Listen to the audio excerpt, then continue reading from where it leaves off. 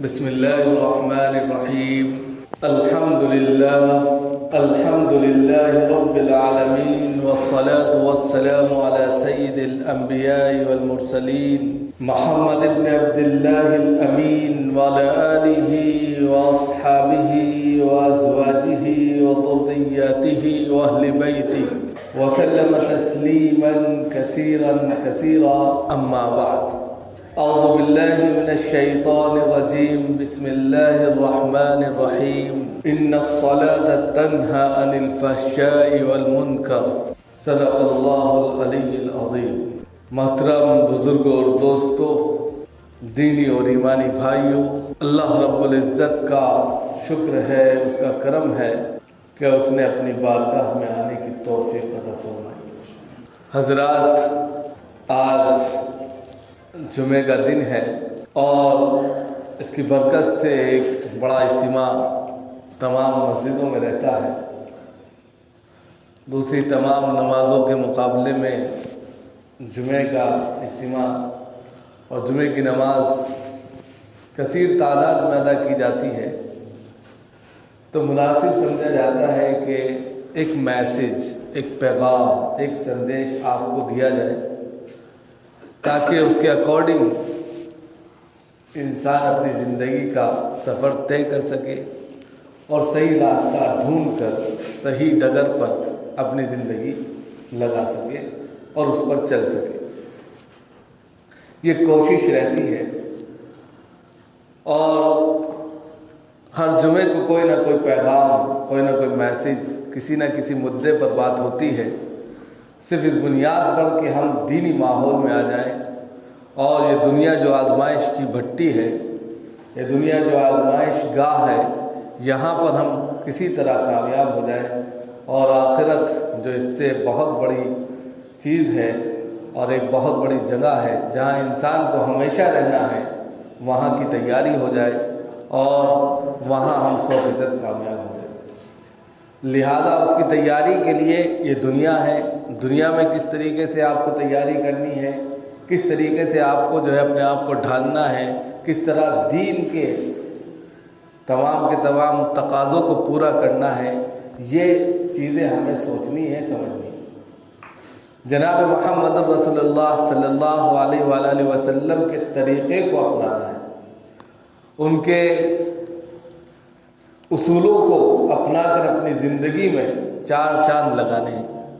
جناب محمد رسول اللہ صلی اللہ علیہ وسلم نے جن چیزوں کو کیا یا کر کے دکھایا، اس پر چل کر اگر ہم زندگی گزارتے ہیں، یہی زندگی 100% کامیاب والی زندگی ہے.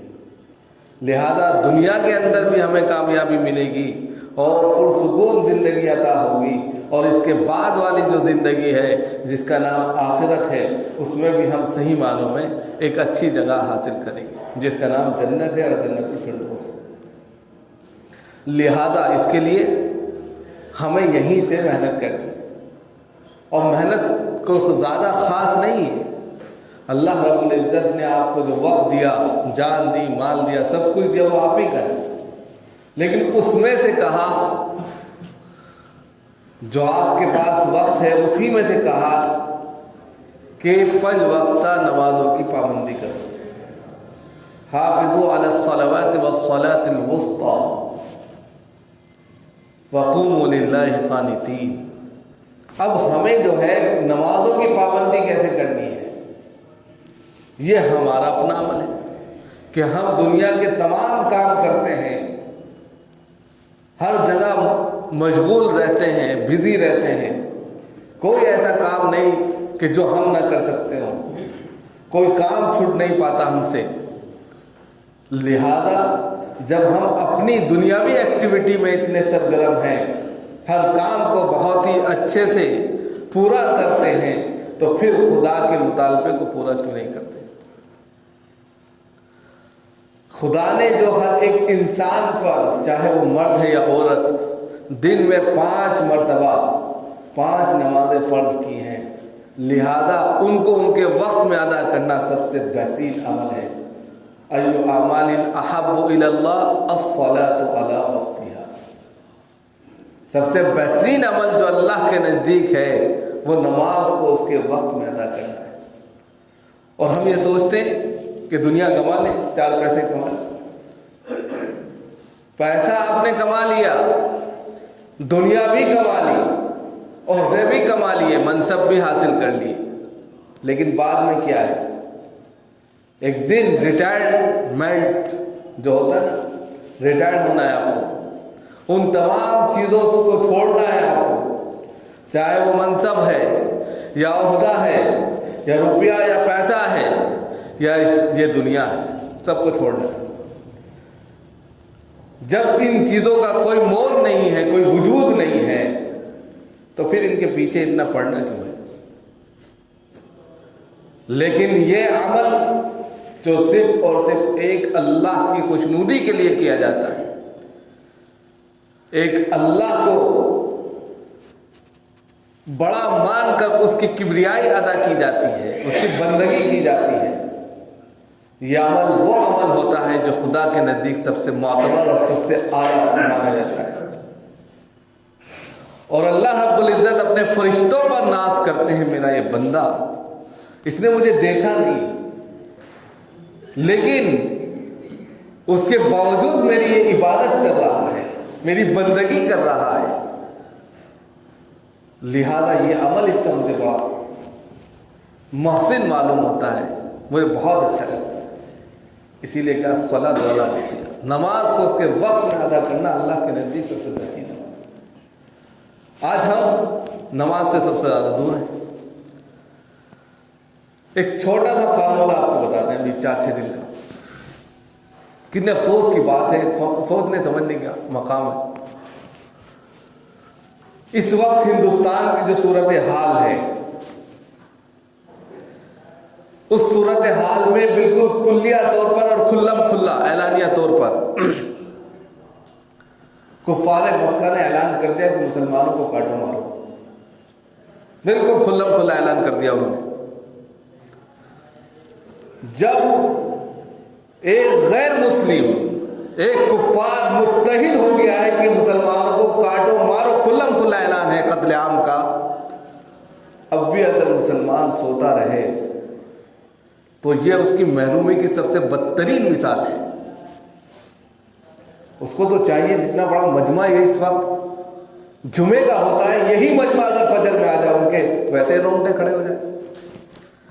یہ مجمع جو اس وقت جمعے کی تعداد میں، جمعے کی نماز کی تعداد میں آتا ہے اور اسی کو وہ برداشت نہیں کر پاتے، اگر یہی مجمع میٹھی نیند چھوڑ کر اللہ کے دربار میں آ کے حاضر ہو جائے اور صحیح معنوں میں اللہ کو حاضر ناظر رکھ کر اس کی خوشنودی کے لیے ایک سجدہ کر دے، کوہرام آ جائے۔ آپ صلی اللہ علیہ وسلم نے کیا کیا تھا غزوہ بدر کے موقع پر؟ صرف 313 تھے، سجدے میں گرے تھے، اور جب سجدے سے اٹھے تھے 3000 فرشتے اور 5000 فرشتوں کی کمک اللہ رب العزت نے بھیجی تھی۔ وہ کیا تھا؟ وہ بھی تو نماز سے تھی، وہ بھی تو بہت بڑا لشکر تھا، دشمن ہر طریقے سے تیار تھا، قتل عام مچانا چاہتا تھا، ہر اعتبار سے مسلمان کو مٹانا چاہتا تھا، تعلیم اسلام کو ختم کرنا چاہتا تھا، لیکن اس کے باوجود اللہ رب العزت نے کیا کیا؟ اللہ رب العزت نے کیا کیا؟ ان کو عبرت کا سامان بنا دیا۔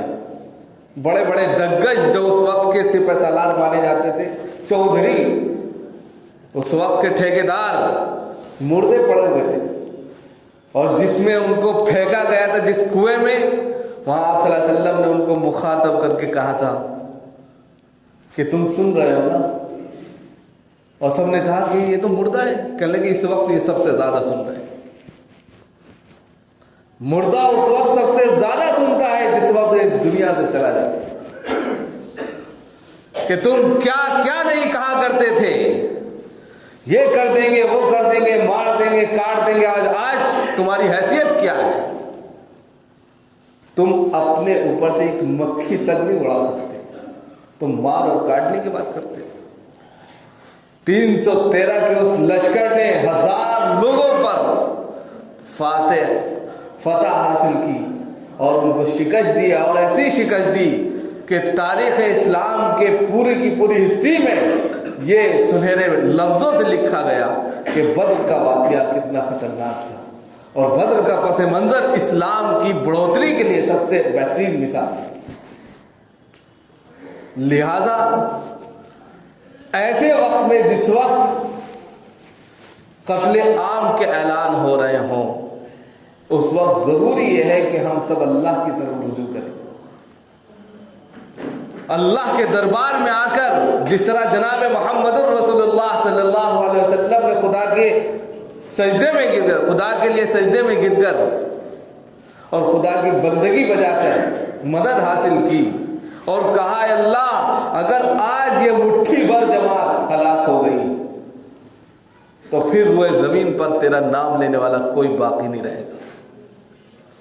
بس اسی طریقے سے اگر دین کے خاطر آپ بہت کچھ نہیں کر سکتے تو اتنا ضرور کریں کہ نماز کی پابندی کریں، اور راتوں میں دیر سے نہ سو کر کچھ جلدی سو جائے، فجر کی نماز باجماعت پڑھیں۔ جس علاقے میں ہیں، جس گھر میں ہیں، جس سوسائٹی میں ہیں، وہاں کی قریب کی مسجد میں جا کر نماز ادا کریں۔ اس نماز کی برکت سے ہی سب کچھ ہو جائے گا۔